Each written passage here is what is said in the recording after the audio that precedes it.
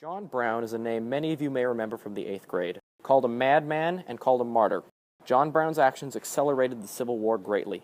The North saw him as a hero, while Southerners saw him as a terrorist. He saw himself as God's chosen, and he thought he was fighting a holy war against injustice. He would stop at nothing to end slavery. John Brown is the very definition of a radical. He was involved in the Kansas fights and became a hero of sorts to other radical abolitionists. Even before Kansas, he had been helping slaves escape for years. Brown is also best known for his horrific murder of 5 pro-slavery men in Pottawatomie Creek. He and his 4 sons, as well as 2 other men, hacked the 5 men to pieces. Brown believed he was doing the work of God. Brown, however, still had a greater plan in store. By the year 1858, he had gathered a small army to try and start a rebellion in the slave communities. In Harper's Ferry, Virginia, he set his sights on the federal arsenal. His plan was to take over the armory and have it used as a place to flee for other slaves and to spawn other rebellions. The army was overrun and chaos ensued. 7 innocent men died, including a free black. The slaves did not rise as he had hoped, however.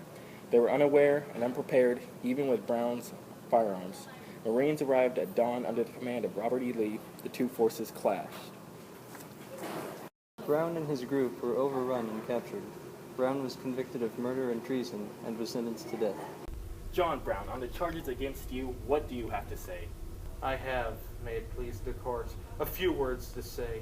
In the first place, I deny everything but what I have all along admitted. The design on my part to free the slaves. That was all I intended. I never did intend murder or treason or the destruction of property or to excite or incite slaves to rebellion or to make insurrection. Let me say also a word in regard to the statements made by some of those connected with me. I hear it has been stated by some of them that I have induced them to join me, but the contrary is true. I do not say this to injure them, but as regretting their weakness, there is not one of them but joined me as of his own accord, and the greater part of them at their own expense. A number of them I never saw and never had a word of conversation with till the day they came to me, and that was for the purpose I have stated. Brown went down in the North as a martyr for the cause of abolition and as a historic American revolutionary.